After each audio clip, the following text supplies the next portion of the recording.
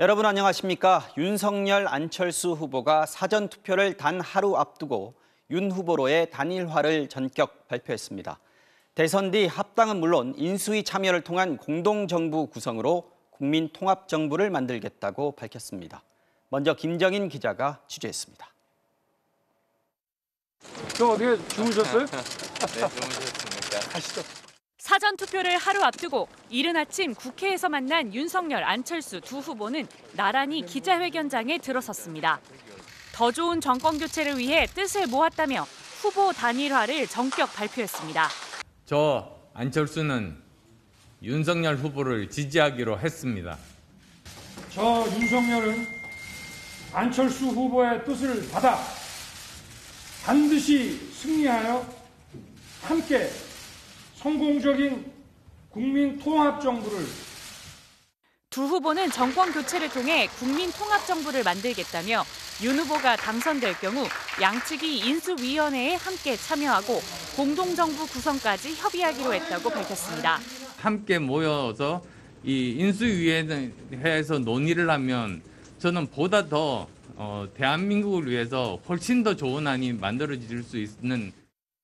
또 대선이 끝나면 합당도 바로 추진하겠다고 했습니다. 국민 승리에 우리 대선을 좀 이끌어내고 그리고 대선 직후에 신속하게 합당 절차를 마무리할 생각입니다. 윤석열 후보가 단일화 결렬 통보를 받았다며 기자회견을 연 지 나흘 만에 반전이 성사됐습니다. 두 후보는 어젯밤 TV토론 뒤 안 후보와도 가까운 장제원 의원 매형의 집에서 150분간 회동을 갖고 단일화에 전격 합의한 것으로 전해졌습니다. 선관위에 후보직 사퇴서를 제출한 안철수 후보는 조만간 윤 후보의 유세 현장에 함께한다는 계획입니다. MBC 뉴스 김정인입니다. 안철수 후보는 그동안 무능한 후보를 뽑으면 손가락을 자르고 싶을 것이라며 윤석열 후보를 강하게 비판해왔습니다. 단일화 시한도 이미 끝났다며 대선 완주를 수차례 공언해왔는데요. 자신의 말을 뒤집고 네 번째로 철수를 결정한 배경은 무엇인지 김민찬 기자가 짚어봤습니다. 지난달 20일 단일화 결렬을 선언한 뒤 안철수 후보는 윤석열 후보에 대한 비판에 거침이 없었습니다. 1년만 지나고 나면 내가 그 사람 뽑은 손가락 자르고 싶다고 또 그럴 겁니다. 어떤 머리를 빌릴 것인지를 아는 머리를 가지고 있는 사람이 대통령이 돼야 됩니다. 그렇지 않습니까? 맞습니다. 국민의힘으로의 정권 교체는 적폐 교대라고 표현했고 물밑 협상이 공개된 이후 단일화는 끝났다고 공언해왔습니다. 국민의당은 어제까지만 해도 안 후보 사퇴 강요는 수사할 사안이라며 강하게 반발했습니다. 사퇴를 전제로 한 후보자 매수죄에 해당하는 그런 불법 행위를 했는지 수사기관의 수사가 필요한 국면으로. 하지만 안 후보는 결국 네 번째 철수를 결정했습니다. 선거 막판으로 갈수록 이재명, 윤석열 두 후보의 초박빙 구도가 형성되면서 정권 교체 실패 시 책임을 뒤집어 쓸 수 있다는 부담감이 작용했을 수 있습니다. 또 차기 정부 총리나 내각 참여, 합당을 통한 공천권 등 공동정부의 지분을 확보할 수 있다는 현실적 계산도 담긴 걸로 보입니다. 직접 성과로 보여주는 그런 행정적인 업무는 하지 못했습니다.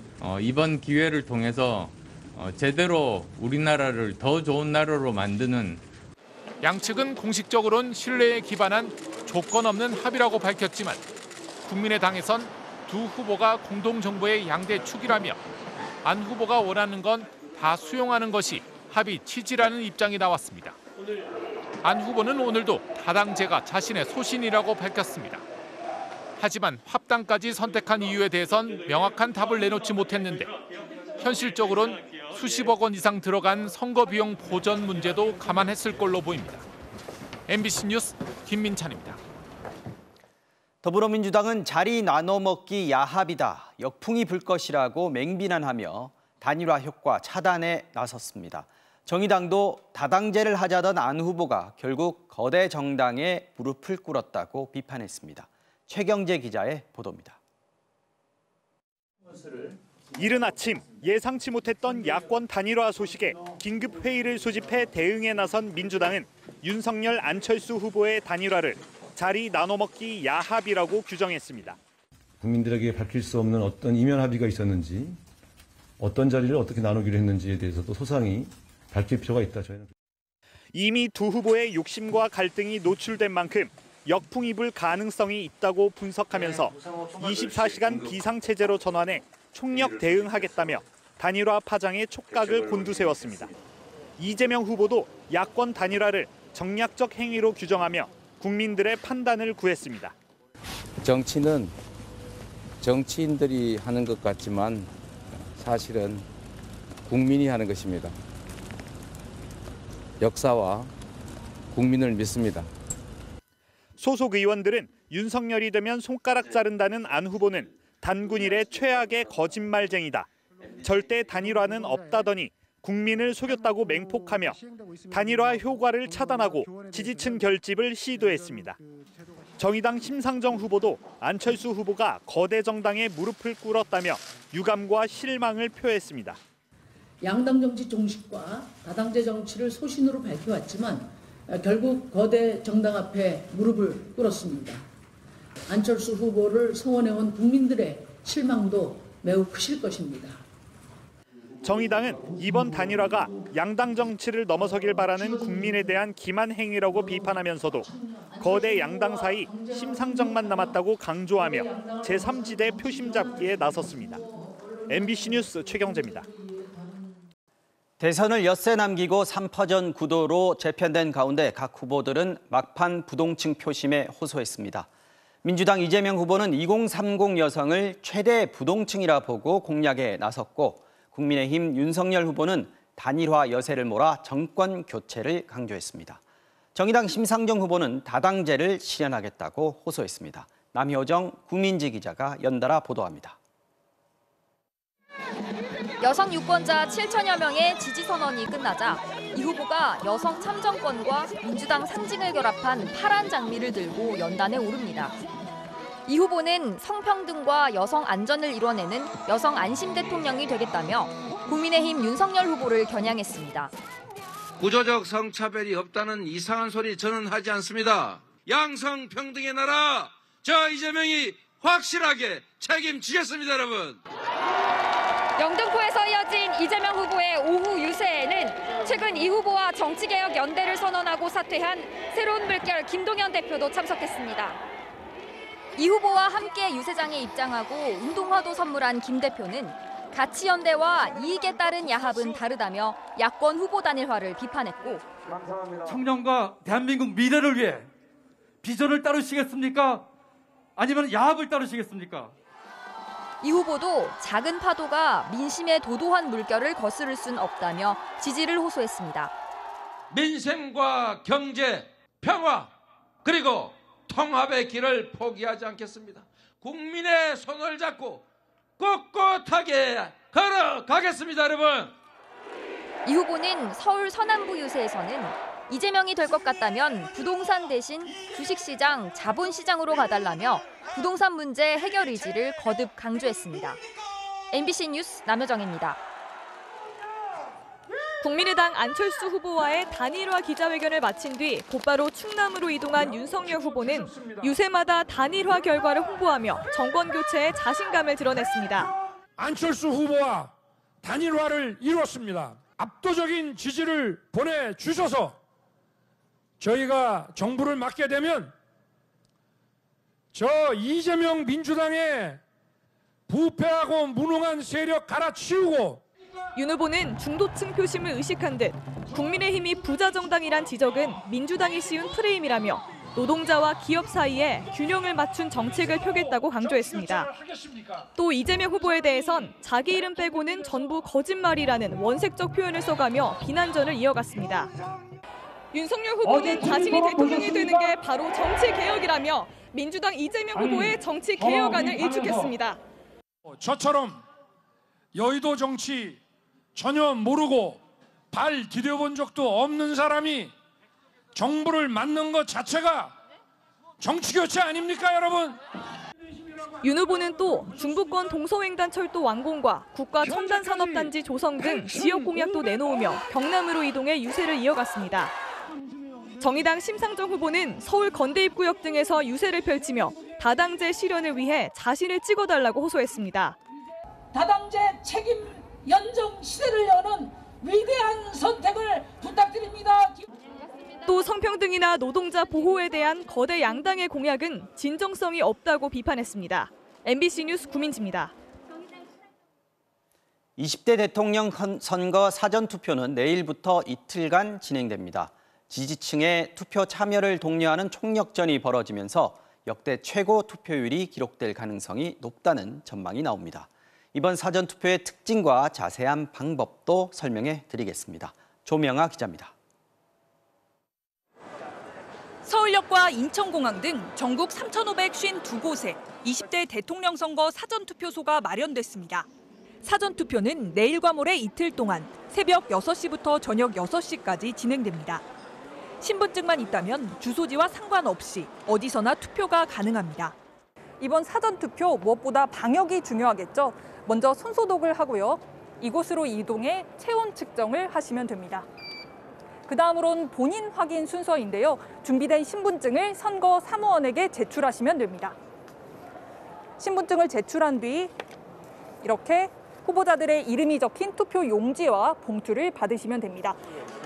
사전투표 용지는 현장에서 인쇄되기 때문에 사퇴한 안철수, 김동연 후보의 경우 이름 옆에 사퇴 문구가 표시될 예정입니다.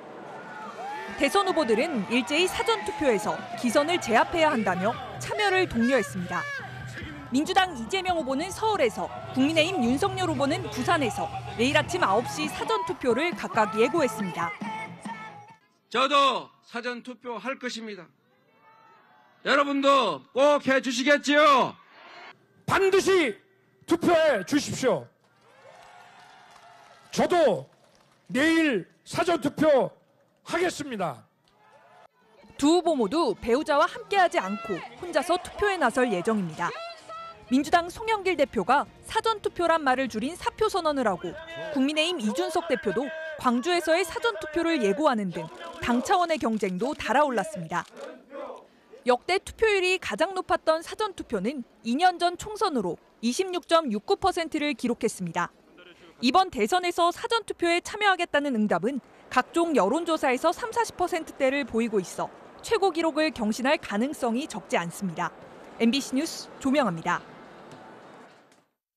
네, 사전투표 바로 전날 윤석열, 안철수 후보의 단일화가 이뤄지면서 대선 구도가 급변하고 있습니다. 대선 결과에 어떤 영향을 미칠지 정치팀 김지경 기자와 알아보겠습니다. 김 기자. 네. 자, 초박빙 구도인 만큼 이번 단일화가 판세를 어떻게 바꿀지 더 관심이 갈 수밖에 없습니다. 네. 먼저 국민의힘 어떻게 보고 있습니까? 네, 국민의힘은 일단 승기를 잡았다 이런 분위기입니다. 네. 먼저 안철수 후보 지지자들이 합류를 하면 지지율이 3%포인트 정도는 오를 거다 이런 기대가 있습니다. 또 대선 이슈를 주도하면서 정권 교체 세력을 모두 투표장으로 불러내는 효과가 클 거라고 주장을 합니다. 이준석 대표의 말 직접 들어보시죠. 단순히 지지율 지표가 몇이 더해지고 몇이 빠지느냐 이런 문제가 아니라 막판 선거에서의 이슈 선정 그리고 기세 싸움에 있어가지고 정권 교체를 바라는 저희 범야권이 상당한 우위를 가져간다는 것을 의미합니다. 자, 그렇다면 민주당 쪽에선 상황이 어려워졌다 이렇게 보고 있습니까? 네, 꼭 그렇지만은 않습니다. 최근 들어서 이재명 후보 상승세였는데 이런 흐름이 바뀔까 긴장하는 모습은 있지만 그렇다고 판세가 결정된 건 아니라는 판단입니다. 네. 무엇보다 안철수 후보 지지자 중에서 반윤석열 성향도 적지 않아서 윤 후보와 이재명 후보가 비슷하게 표를 나눠 가질 걸로 보고 있습니다. 철수는 없다던 안철수 후보의 말바꾸기 그리고 인위적인 단일화가 역풍을 불러올 거란 기대도 하고 있습니다. 네. 2002년 대선 투표 전날에 노무현 정몽준 후보의 단일화가 갑자기 파기가 됐었지만 오히려 지지자들이 결집했던 경험도 소환을 했는데요. 우상호 총괄선대위원장의 말입니다. 두 후보의 단일화는 자리 나눠먹기형 야합으로 규정합니다. 대한민국 국민은 현명합니다. 지금까지 진행 과정을 다 지켜보셨기 때문에 이에 대한 엄정한 심판이 이루어질 것으로 기대합니다. 기존의 안철수 후보 지지자들이 실제로 어떻게 움직일 것인가 이게 관건이란 말이죠. 네. 어떻게 보고 있습니까? 네, 안 후보 지지층은 크게 술렁이고 있습니다. 정권 교체를 위해서 불가피한 선택이다. 또 공동 정부에서 큰 역할을 할 거다. 이러면서 지지하는 사람들도 있지만 지지자들이 배신했다면서 반발하는 흐름도 적지 않습니다. 네. 특히 단일화 선언 직후부터 국민의당의 항의가 빗발치면서 홈페이지가 한때 먹통이 되기도 했습니다. 지지를 철회하고 국민의당을 탈당한다. 언론에서 조롱할 때마다 아니라고 화냈는데 또 철수하다니 뭐 이렇게 분통을 터뜨리는 내용이었고요. 또 안철수가 아니면 투표 안 한다 이런 글도 보였습니다. 당장 화학적인 단일화를 이루기에는 반발이 만만치 않은 모습입니다. 자, 단일화 효과를 놓고 예측이 엇갈리는 상황인데 오늘 발표된 여론조사들 있지 않습니까? 네. 어떻게 효과를 유추해 볼 수 있을까요? 네, 말씀하신 것처럼 단일화를 가정한 이런 여론조사를 오늘 여러 곳에서 발표를 했는데요. 흐름이 똑같지가 않습니다. 단일화를 전제로 하면 윤 후보가 유리하다는 조사 그리고 아니라는 조사가 엇갈리고 있는데요. 마침 오늘부터 실시되는 여론조사는 공표가 금지되다 보니까 그렇죠. 가정이 아니라 현실이 된 단일화의 영향을 지지율로 직접 확인하기는 좀 어려워졌습니다. 네. 이제 깜깜이 판세 속에서 단일화 효과를 띄우려는 야당 그리고 깎아내리려는 여당의 선전전이 더욱 치열해질 걸로 보입니다. 네, 김지경 기자 수고했습니다. 네, 일주일 뒤면 대통령 선거 투표일이고 당장 내일과 모레는 사전 투표일이죠. 코로나19 확진자 또 혹시 투표일 전에 확진되면 이번에 투표 못하는 거 아닌가 걱정하시는 분들이 있을 텐데 선거 당일 본투표는 물론 사전 투표도 참여할 수 있습니다. 단 시간과 준비물 잘 기억하셔야 합니다. 지금부터 이덕영 기자가 자세하게 알려드리겠습니다. 코로나19 확진자와 격리자는 사전투표 이틀째인 모레 5일이나 선거날인 9일에 투표할 수 있습니다. 사전투표를 하려면 오후 6시 전까지 반드시 투표소에 도착해야 하고 선거 당일엔 오후 6시부터 7시 반 사이에 투표가 가능합니다. 투표 시엔 신분증 외에도 확진자 외출 안내 문자가 필요합니다. 안내 문자는 관할 보건소에서 내일과 모레 그리고 8일과 9일에 모두 6차례 일괄 발송할 예정입니다. 투표 당일 확진돼 안내 문자를 받지 못했다면 PCR 검사 양성 통지 문자나 입원 격리 통지서를 보여줘도 됩니다. 확진자 투표는 PCR 검사에서 양성이 나온 경우만 해당됩니다. 예컨대 신속항원 검사에서 양성이 나왔더라도 PCR 검사를 받기 전이거나 검사는 받았지만 결과가 나오지 않았다면 일반 유권자들과 함께 투표할 수 있습니다. 또 7일간의 격리 기간이 끝난 확진자도 일반 투표 시간에 투표가 가능합니다. 7일간 격리가 지난 다음에 3일간은 그 개인이 조심해야 하는 그런 자율 방역 기간입니다. 그래서 가능한 사람이 좀 덜 붐비는 시간을 골라서 투표해 주시면 될 것 같습니다.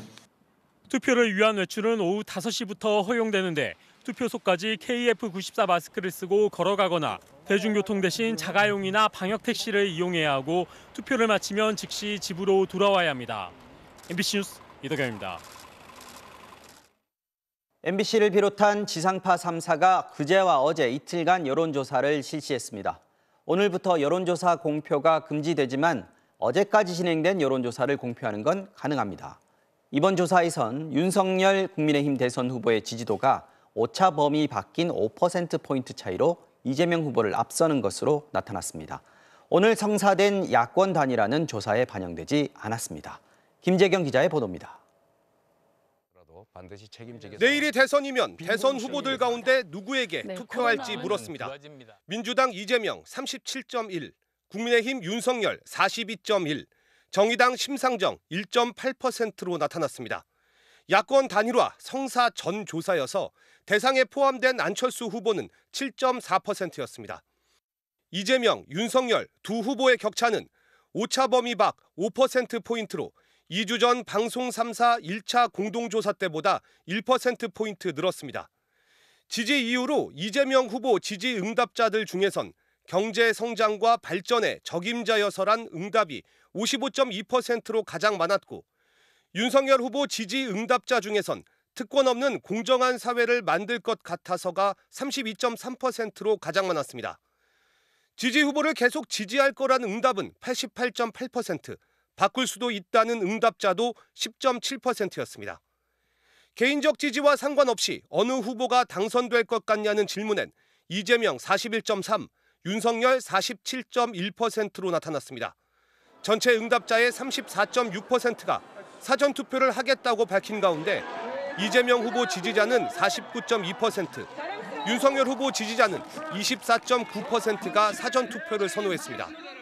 이번 조사는 MBC를 비롯한 지상파 방송 3사가 코리아 리서치 등 출구조사 수행 조사기관 3곳에 의뢰해 지난 1일과 2일 전국 유권자 2,003명의 응답을 얻었고 표본 오차는 95% 신뢰 수준의 플러스 마이너스 2.2%포인트입니다.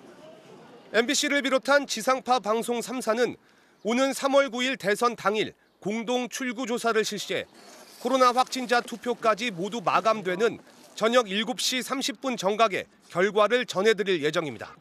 MBC 뉴스 김재경입니다.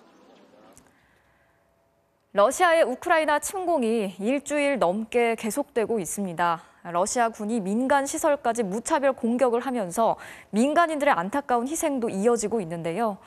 지금까지 2,000명이 넘는 민간인이 목숨을 잃었다고 우크라이나 정부는 밝혔습니다. 국제사법재판소는 러시아군이 전쟁 범죄를 저질렀는지 조사에 착수했고 다음 주에 청문회도 열기로 했습니다. 먼저 신정현 기자가 취재했습니다.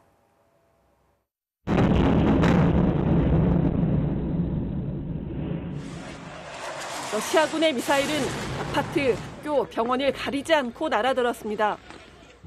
수도 키이우의 TV 통신탑이 파괴됐을 때도 주변 거리를 지나던 사람들이 희생됐습니다.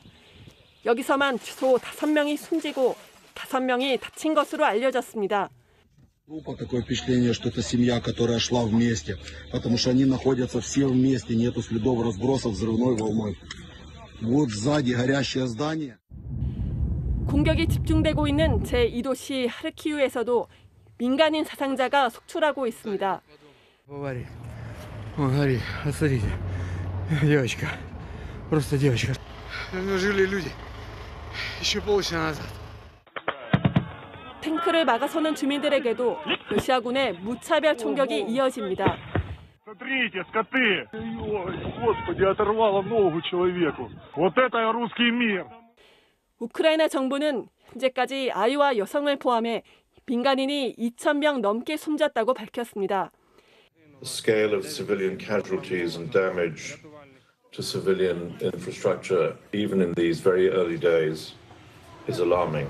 Humanitarian needs are growing. 유엔 산하기구인 국제사법재판소는 러시아군이 우크라이나에서 전쟁 범죄를 저질렀는지 증거 수집 작업에 착수했습니다.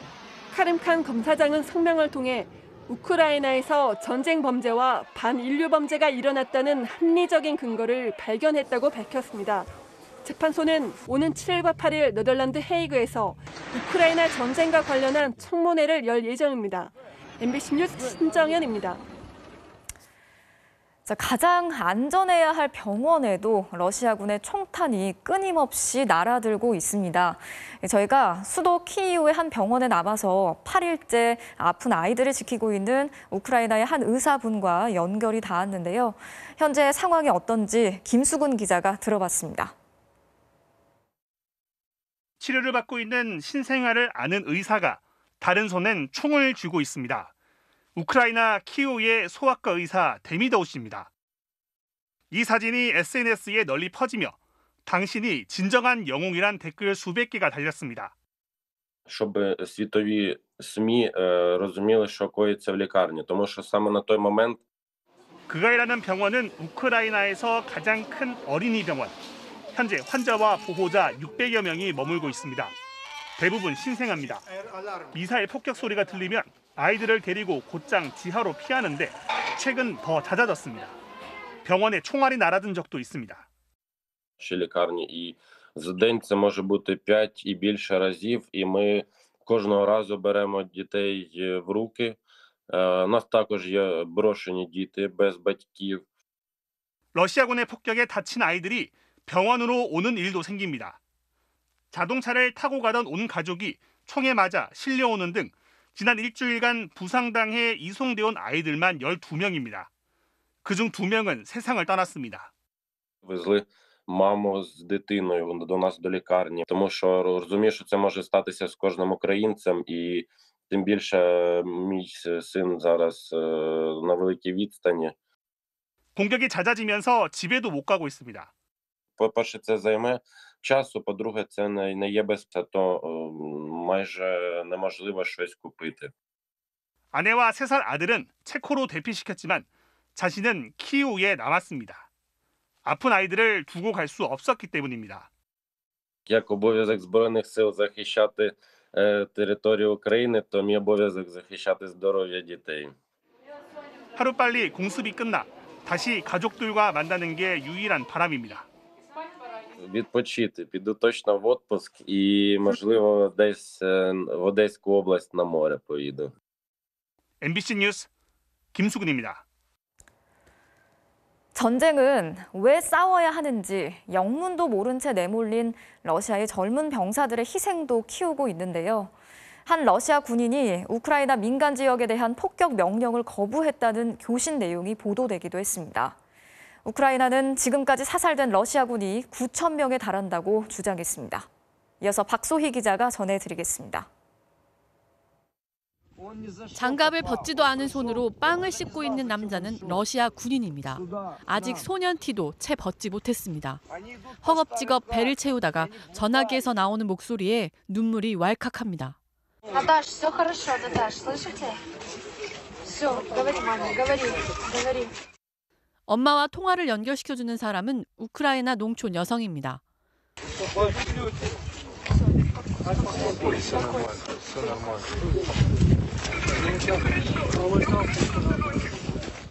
길을 잃었는지 포로로 잡혔는지 알 수 없는 이 어린 군인의 동영상이 SNS에서 퍼지고 있습니다. 주인이 없는 식료품점에서 물건을 훔쳐가는 러시아 군인. 미국 국방부는 러시아군이 보급 실패로 식량과 연료가 부족하고 극심한 사기 저하에 발목이 잡혀 있다고 분석했습니다. Давай, быстрее, поторопите, но нету времени. Принял. Буран 30, я тактик направить своих 200-х и 300-х. 민간 지역을 목표로 한 폭격 명령에 러시아 군인들이 반발하는 정황도 있습니다. 영국의 정보회사 섀도우 브레이크가 러시아군의 작전 중 통신을 해킹했는데 마을을 포격하라는 사령부의 지시에 민간인이 떠날 때까지는 할 수 없다고 항명하는 병사의 음성이 담겼습니다. 우크라이나 정부는 러시아 병사들이 명분 없는 전쟁에 속아서 참여하게 됐다는 증언을 계속해서 공개하고 있습니다. Когда нас отправляли, нам сказали, что мы едем как миротворцы на территорию ДНР и ЛНР. По факту сейчас развязалась война. Навіть прості фермери беруть в полон російських військових щоденно. І вони всі говорять тільки одне. Вони не знають, для чого вони тут. Моральний стан ворога постійно погіршується. 우크라이나 정부는 지금까지 사살된 러시아군이 9천 명에 달한다고 주장했습니다. MBC 뉴스 박소희입니다. 자, 이런 가운데 러시아와 우크라이나는 2차 회담을 앞두고 있습니다. 당초 어젯밤에 열릴 예정이었지만 우크라이나 대표단의 도착이 늦어지면서 오늘로 미뤄졌는데요. 자세한 내용 폴란드 국경 도시에 나가 있는 이용주 특파원을 연결해서 알아보도록 하겠습니다. 자, 이 특파원, 오늘은 회담이 예정대로 열리는 겁니까? 네, 아직 2차 회담이 열렸다는 소식은 들리지 않고 있습니다. 개최 자체가 순조롭지 않은 모양새입니다. 회담 장소를 놓고도 엇갈리는 상황인데요. 러시아 대표단은 벨라루스 남서쪽에 벨로베시츠카야 숲이 회담장이라며 먼저 도착해 기다리고 있습니다. 반면 우크라이나 측은 SNS에 협상은 열리겠지만 장소는 그곳이 아니라며 글을 올린 상황입니다. 양측의 신경전이 계속되고 있는 것으로 추정됩니다. 러시아 대표단이 휴전과 안전대피 통로 문제를 논의할 것이라고 말하기는 했는데요. 우크라이나는 무조건적인 철군을 주장하고 있어 타협점을 찾기는 여전히 어려워 보입니다. 네, 침공 일주일 만에 100만 명의 우크라이나인들이 탈출을 했다고 하던데요. 지금도 계속 피난 행렬이 이어지고 있죠? 네, 폴란드로 넘어오는 도로는 오늘도 피난민 행렬로 정체되고 있습니다. 이곳 프셰미실은 이미 포화 상태인데요. 우크라이나의 르비우에서 이곳까지 특별 열차가 운행되면서 중앙 역사는 피난민들의 임시 숙소가 됐습니다. 시내 곳곳 초등학교에도 임시 숙소가 마련됐는데요.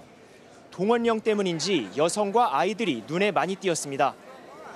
Але зараз дуже важко обрати, тому що у нас маленькі діти, ми не знаємо, куди їхати, дуже важко. Ми вирішили зупинитися тут перший день для того, щоб 최근 러시아의 공습이 집중되고 있는 하르키우에서 탈출한 안나 씨도 두 아이만 급히 데리고 나왔습니다. We are thinking about our future. I'm here. I'm staying with my two children. Any mom, I want them to be happy. 피난민들이 몰리면서 국경 관문도 늘리고 있습니다. 프셰미실에서 남쪽으로 10km 떨어진 한 국경 관문.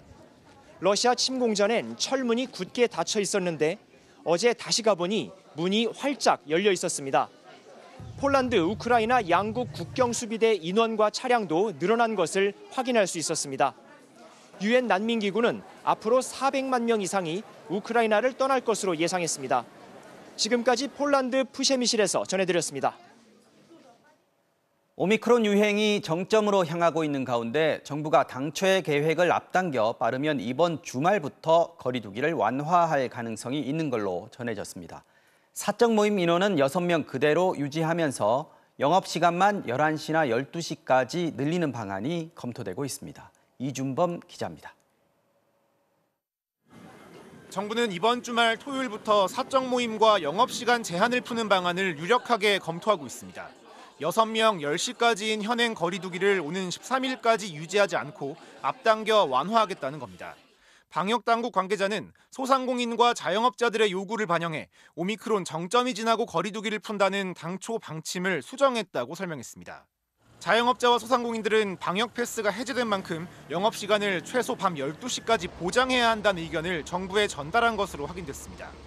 정부가 이런 의견을 수용해 조기 완화 검토에 나선 건 오미크론의 확산이 거리 두기에 크게 영향을 받지 않는 단계에 진입했다는 판단을 했기 때문인 것으로 보입니다. 실제 지난달 21일부터 일주일간 신규 확진자는 전주 대비 69%가 증가해 직전주 80%보다 증가 속도가 줄었습니다. 영업시간이 밤 10시까지 1시간 늘어난 거리 두기 완화 조치가 19일부터 시작됐는데도 확산세는 오히려 둔화된 겁니다. 신규 확진자가 19만 8천여 명 나오고 사망자는 128명으로 역대 최다치를 기록했지만 의료 대응에 문제가 없는 점도 거리 두기 완화 검토에 영향을 주고 있습니다. 위중증 병상 가동률은 50.7%이고 생활치료센터 가동률은 21.3%로서 의료 대응 역량에는 아직 여유가 있는 상황입니다.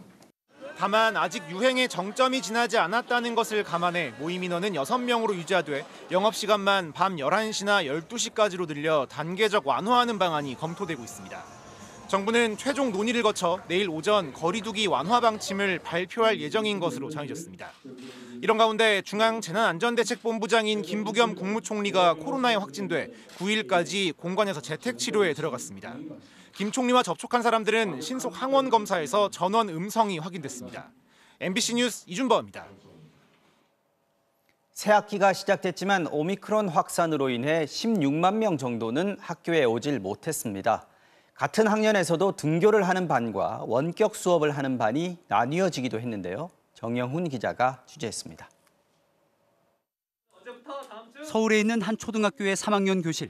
담임 선생님이 등교한 학생들을 상대로 수업을 하고 있습니다. 그런데 다른 반에서는 교실이 텅 비어 있고 교사 혼자 원격 수업을 진행 중입니다. 목요일 날 우리 학교에 올 때 그때 꼭 가지고 오도록 하세요. 같은 학년인데도 어떤 반은 원격 수업을 하고 다른 반은 정상 등교가 이루어지는 등 감염 상황에 따라 수업 방식도 제각각인 겁니다. 이 학교는 조리사 절반이 확진돼 급식이 전면 중단됐습니다. 대신 빵과 음료 등 대체식으로 지급됐습니다. 네, 배고프지만 학교에서 먹을 수가 없고. 교육부 집계 결과 개학 첫날 전국에서 확진이나 격리돼 등교하지 못한 학생이 16만 명에 달했습니다. 이 가운데 백신 미접종이 많은 초등생이 절반이 넘는 9만 명에 육박했습니다. 저는 지금 맞벌이 하고 있는데 혹시라도 이제 원격 지원으로 하거나 이러면 당장 애기 봐주실 분도 구해야 되고. 학교마다 현직 교사들의 확진도 잇따르면서 정부는 퇴직 교원과 임용 대기자 등 임시교사 7만 5천 명을 대체 투입할 방침입니다. 자신의 건강 상태를 스스로 점검해 담임 선생님에게 전송하는 자가진단 앱 사용률은 84%로 나타났습니다. 교육부는 참여율이 낮은 건 아니라면서도 학내 감염 예방을 위해 적극적인 자가진단과 결과 전송을 요청했습니다. 자가진단의 활용을 통한 유사 증상 확인이라든지 이런 절차들이 꼭 필요하기 때문에 적극적으로 참여를. 또 신속 항원 검사가 일부 학교에서 강제로 이루어진다는 지적과 관련해 선제적 자가 검사는 의무가 아닌 권고라는 점을 거듭 강조했습니다. MBC 뉴스 정영훈입니다. 지금은 서울에 아파트를 지으려면 35층까지만 지을 수 있는데 오세훈 시장이 이 규제를 해제하겠다고 발표했습니다. 지난 2013년 고 박원순 전 서울시장이 아파트 재건축을 억제하려고 내놓은 정책을 뒤집으면서 다시 초고층 재건축이 가능해진 건데 재건축이 활성화된다는 기대감과 난개발에 대한 우려가 동시에 나옵니다. 손구민 기자가 취재했습니다. 지난 2009년 재건축 허가를 받은 서울 용산의 한 아파트. 56층 높이로 주변 다른 아파트들과 달리 홀로 높게 치솟아 있습니다. 당시 오세훈 시장이 한강변 최초로 50층 넘는 아파트를 허가했습니다. 역시 재건축한 잠실의 아파트 단지. 한강변을 따라 높이가 똑같은 아파트들이 늘어서 있습니다. 지난 2013년 고 박원순 전 서울시장이 한강 아파트는 최고 35층까지만 짓도록 규제하면서 35층에 맞춰 지어졌습니다. 다시 시장직에 오른 오세훈 시장이 이 35층 규제를 8년 만에 풀겠다고 발표했습니다. 새로운 도시공간 창출도 필요합니다. 오랜 기간 정비 사업이 제때 추진되지 못하면서 재건축 아파트를 심의할 때마다 층수를 정해 건물들이 하늘과 맞닿은 도시의 외관, 스카이라인을 개선하겠다는 계획입니다. 이미 과밀화된 서울 도심이 난개발될 수 있다는 우려도 나옵니다. 지금도 서울이 굉장히 고밀이거든요. 완화가 되면은 훨씬 더 고밀이 되니까 기반 시설 부족해지고. 부동산 가격이 출렁일 거란 우려에 대해서 서울시는 층수가 높아져도 용적률은 그대로라 아파트 값이 오를 이유가 없다고 밝혔습니다. 최근 아파트 재건축을 추진하는 건설사들은 이미 5, 60층대 아파트를 짓겠다는 설계안을 내놓으며 재건축에 대한 기대감을 높이고 있습니다. MBC 뉴스 손구민입니다.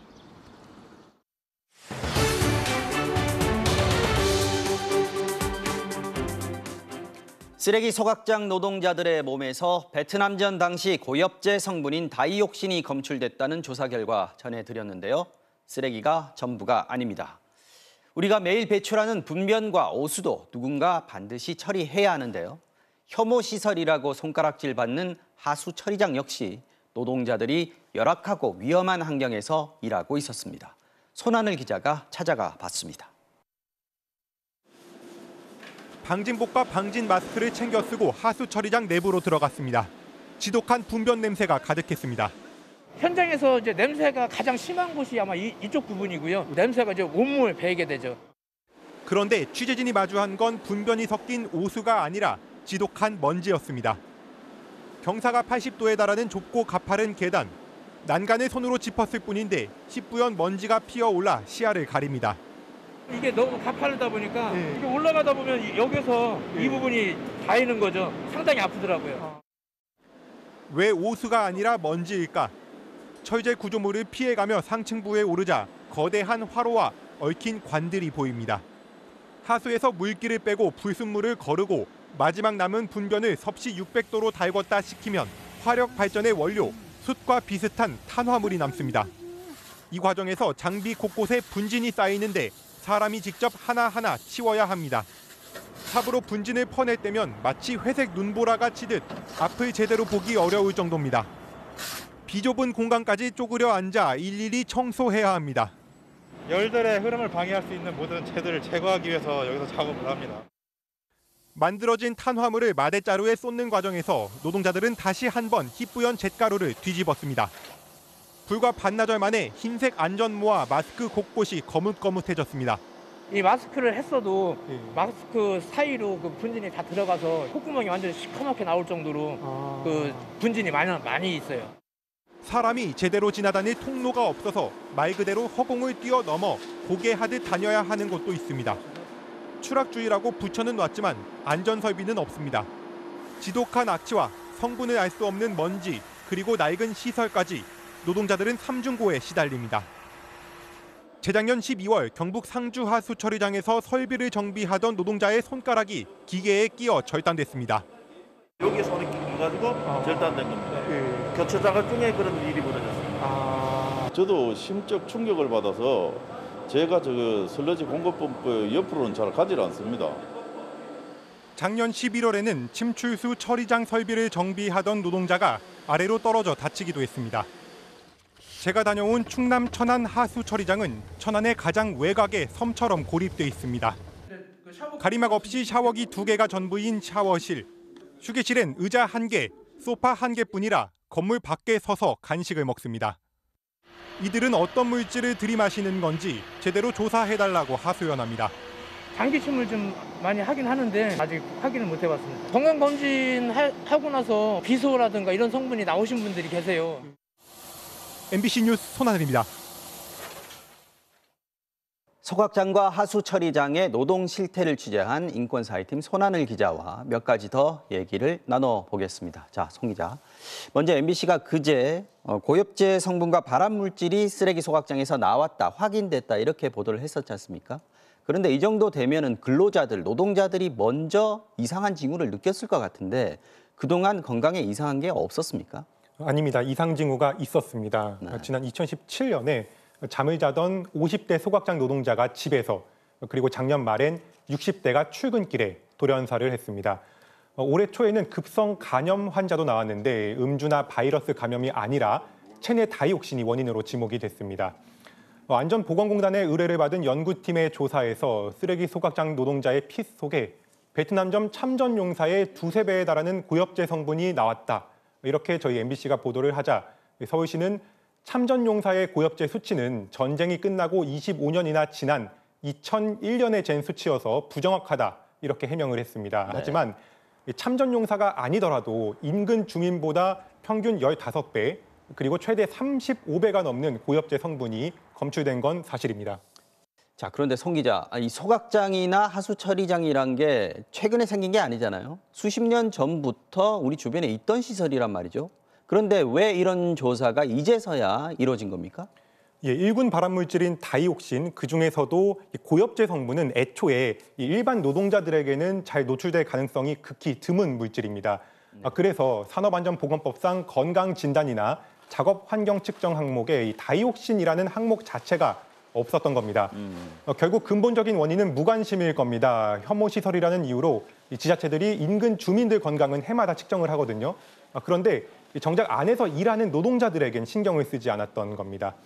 취재를 하면서 저희가 시청이나 군청에 문의를 하면 그건 민간 위탁 업체에 물어보십시오라고 하고, 네. 그래서 업체에 물어보면 그건 각 지자체에 물어보십시오 이렇게 서로 책임을 넘겼습니다. 국회는 이제야 건강검진 항목에 다이옥신을 추가하는 법 개정에 착수했습니다. 네. 자, 송 기자가 직접 시설들 4~5군데 정도 돌아다녔던데 말이죠. 화면으로 봐도 작업하는 시설들 보면 굉장히 낡아 보였단 말이죠. 이 시설들 좀 더 빨리 개선을 할 수는 없는 겁니까? 예, 그랬으면 좋겠는데 사정이 있습니다. 이 전국의 소각장은 180곳 정도 됩니다. 크고 작은 하수처리장도 4,000곳이 넘는데요. 대부분이 20~30년 전에 세워진 시설입니다. 네. 그런데 우리가 시설을 고쳐야 하니까 국민 여러분 당분간 쓰레기나 분뇨를 배출하지 마십시오라고 할 수는 없겠죠. 그렇죠. 예, 365일 내내 돌아가는 필수 시설이다 보니까 쉽게 고치지를 못하는 겁니다. 혐오 시설이라서 외면받고 시설은 낡았고 노동자들 70%가 월급이 300만 원이 안 되는 걸로 조사됐습니다. 이들은 이런 필수 환경시설을 위탁업체에 떠밀지 말고 재정 여건이 괜찮은 광역 지자체가 맡아서 제대로 관리를 해달라 이렇게 호소하고 있습니다. 네, 인권사회팀 손하늘 기자였습니다. 먹고 사는 게 힘들어서 자식을 살해하는 안타깝고 참담한 사건이 잇따라 발생했습니다. 초등학교 입학식이 열리던 날 40대 엄마가 8살 장애 아들을 숨지게 했고, 같은 날 말기암 투병을 하던 50대 엄마는 발달장애 딸을 살해하고 스스로 목숨을 끊으려다가 경찰에 자수했습니다. 김지인 기자가 취재했습니다. 경기도 수원의 한 다세대 주택 반지 앞방. 어제 저녁 다운 증후군이 있는 아들과 단둘이 사는 여동생이 연락이 되지 않는다는 친정오빠의 신고로 경찰이 출동했더니 집안에 8살 남자아이가 숨져 있었습니다. 범인은 다름 아닌 40대 엄마 김모 씨로 숨진 아들과 함께 있었습니다. 모습만 나는데 추천해갖고 이렇게 정신 나간 사람처럼 이렇게 가더라고요. 아이가 숨진 날은 초등학교 입학식 날이었는데 아이는 학교에 가지 않았습니다. 엄마 김 씨는 별다른 직업 없이 기초생활수급비로 생계를 이어왔는데 생활고 때문에 범행을 저질렀다고 진술한 것으로 알려졌습니다. 기초생활 주거급여라든지 한부모가정 이런 걸 다 받으셨더라고요. 장애아동 수당 한 160만 원. 경찰은 현장에서 엄마를 긴급 체포했고 구속영장을 신청했습니다. 경기도 시흥의 한 주택가로 경찰차와 구급차가 잇따라 도착합니다. 갑상선암 말기인 50대 엄마가 20대 발달장애 딸을 살해한 뒤 다음 날 112에 자수했습니다.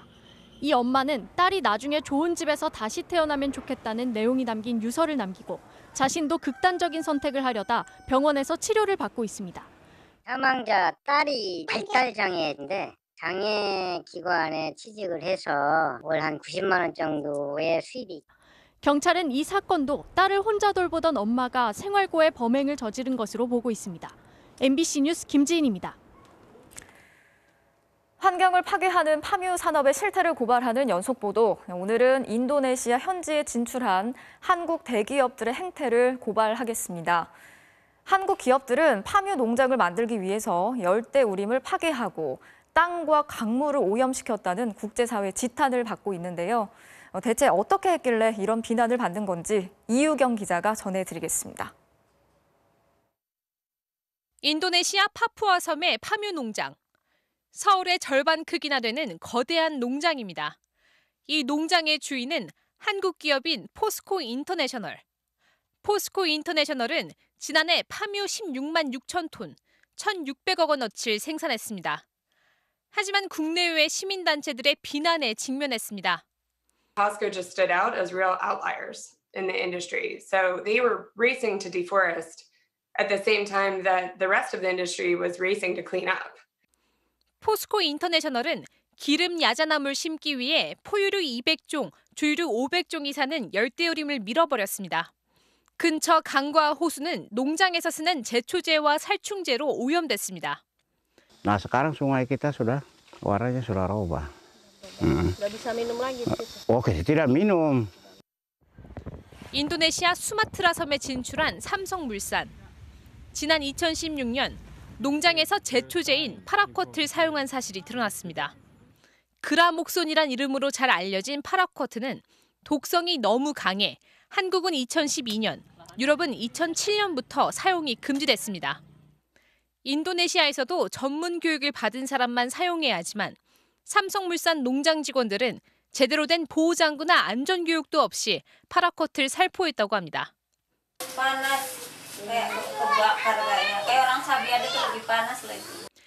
조미료로 유명한 대상은 현지 주민과 협의 없이 땅을 수용했다가 현재 대법원에서 사용 불허 판결을 받았습니다.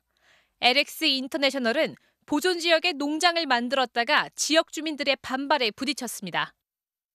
국제사회의 비난이 이어지자 삼성물산과 포스코는 2019년과 2020년 차례로 정책을 바꿨습니다. 숲 파괴, 이탄습지 파괴, 주민 착취 없는 파묘 생산을 약속했습니다. 또 약속이 잘 지켜지는지 매년 국제 인증도 받고 있다고 밝혔습니다. 하지만 국제사회의 시선은 여전히 차갑습니다. Unfortunately, in the case of POSCO, they already cleared the vast majority of their concession before they agreed to end their deforestation. 한국 기업들은 현지 주민들을 위해 병원, 학교, 식수 지원을 꾸준히 하고 있다고 해명했습니다. MBC 뉴스 이유경입니다. 지난해 우리나라의 1인당 국민 소득이 처음으로 3만 5천 달러를 돌파했습니다. 경제 규모는 세계 10위를 유지했는데요. 숫자만 보면 분명히 선진국이지만 과제도 많습니다. 대표적인 게 불평등이죠. 이정은 기자가 취재했습니다. 지난해 우리나라 1인당 국민 소득은 3만 5,168달러, 우리 돈 약 4천만 원을 기록했습니다. 1년 전보다 10% 넘게 올랐습니다.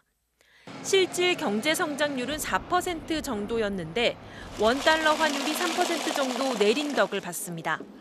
원화 기준으로는 7.1% 증가했고요.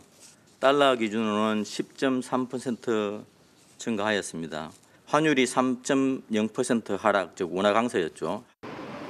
아직 다른 나라들의 통계가 다 나오지 않았지만 이 정도면 인구 5천만 명이 넘는 나라들 가운데는 세계 6위 정도입니다. 1인당 국민소득은 2017년 처음으로 3만 달러를 넘어선 뒤 조금씩 오르내리며 5년째 3만 달러대를 유지하고 있습니다. GDP는 1조 7,978억 달러를 기록했습니다. 프랑스, 이탈리아, 캐나다에 이어 세계 10위입니다. 국민소득을 보나 경제 규모로 보나 한국은 선진국인 셈입니다. 하지만 성장의 혜택을 고루 나누고 있는지는 의문입니다. 코로나19 유행 기간 재난지원금 때문에 소득 불평등이 조금 줄었지만 자산 불평등은 커졌습니다. 자산 불평등을 나타내는 지니계수가 0.603으로 불평등을 뜻하는 숫자 1에 더 가까워졌습니다. 돈이 돌 수 있도록 하는 인위적인 소득 재분배 시스템이 필요한데 우리나라 같은 경우는 소득 재분배 시스템이 그렇게 적극적으로 역할하는 건 아니에요. 2019년 한국의 상대적 빈곤율은 16.7%로 OECD 회원국 중 4번째로 높았습니다. 노인 빈곤율은 2018년 기준 43.4%로 OECD에서 가장 높았습니다. MBC 뉴스 이정은입니다. 중국은 러시아의 우크라이나 침공에 대해서 여전히 중립을 표명하고 있는데요. 중국의 일부 누리꾼들이 우크라이나에 대해서 조롱과 악플을 쏟아내면서 반중 감정이 악화되고 있습니다. 우크라이나에 남아있는 중국인들은 중국인이라는 신분을 감춘 채 지내야 할 정도라고 하는데요. 베이징에서 조희영 특파원이 취재했습니다. 우크라이나에 체류 중인 한 중국인.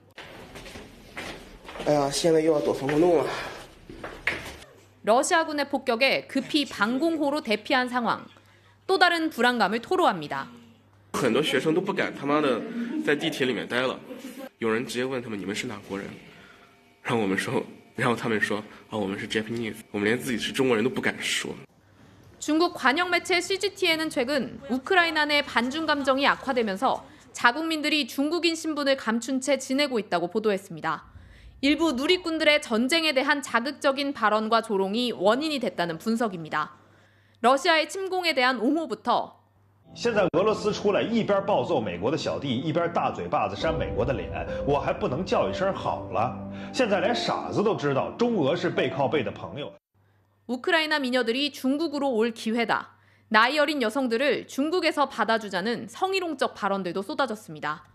반중 감정이 악화돼 신변까지 위협받자 우크라이나 주재 중국 대사관은 중국인 신분을 숨기라고 공지했습니다.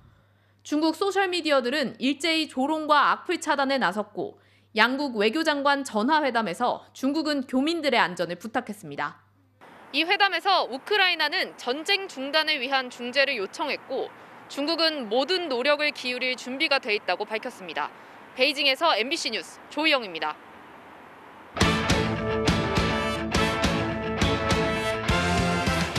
목요일 밤 스포츠 뉴스입니다.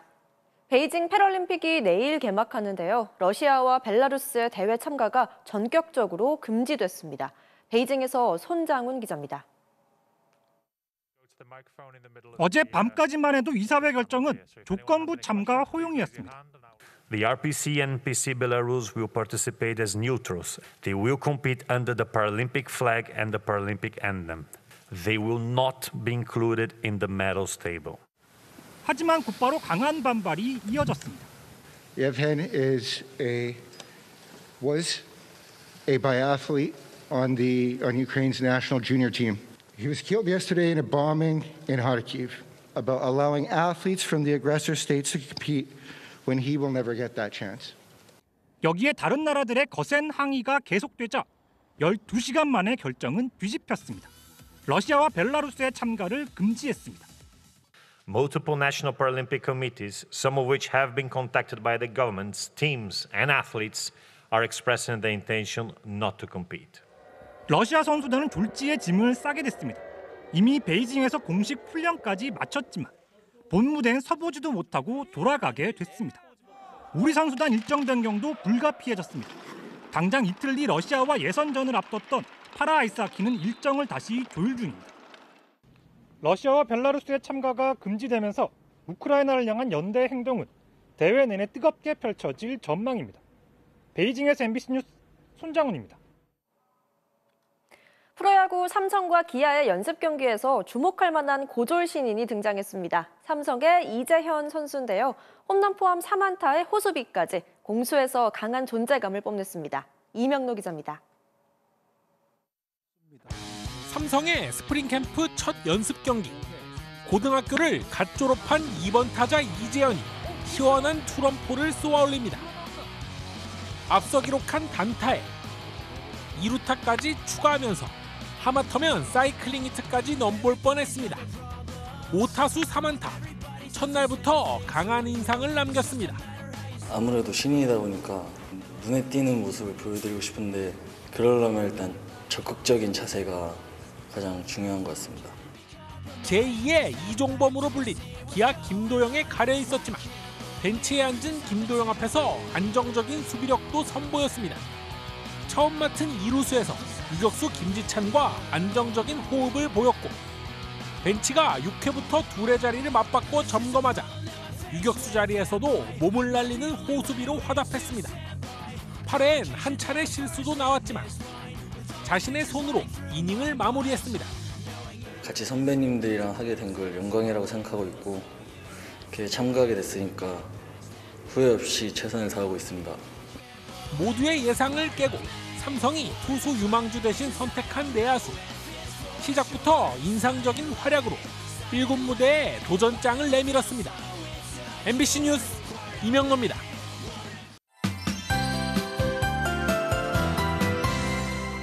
포근한 봄 기운을 더 느낄 새도 없이 내일은 유난스러운 봄 날씨가 찾아옵니다.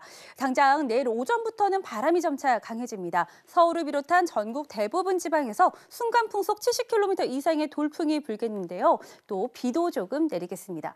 특히 강한 바람은 주말까지 이어질 것으로 보입니다. 각종 시설물 관리는 물론 화재 예방에 주의하셔야겠습니다. 또 지금은 서해안을 중심으로 먼지가 쌓여 있는데요. 내일은 서울을 비롯한 서쪽 내륙도 먼지 농도가 짙어지겠고요. 밤사이 서해안 지방은 바다 안개까지 들어오면서 가시거리가 200m 이하로 짧아지겠습니다. 여기에 올봄 첫 황사가 발원했습니다. 현재 중국 내몽골 고원 쪽에서 발원한 황사가 포착되고 있는데요. 이 황사는 우리나라 높은 상공으로 지나갈 것으로 보입니다.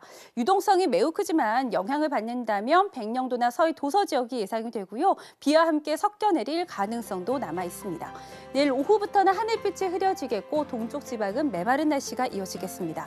아침 기온은 오늘과 비슷합니다. 서울 2도, 대구 1도, 광주 4도가 되겠고요. 낮 기온이 오늘보다 오르면서 서울 14도, 광주와 대구 17도가 예상됩니다. 비가 그친 뒤 주말에는 공기가 반짝 차가워지겠습니다. 날씨였습니다. 뉴스 마치겠습니다. 오늘도 함께해 주신 여러분 고맙습니다.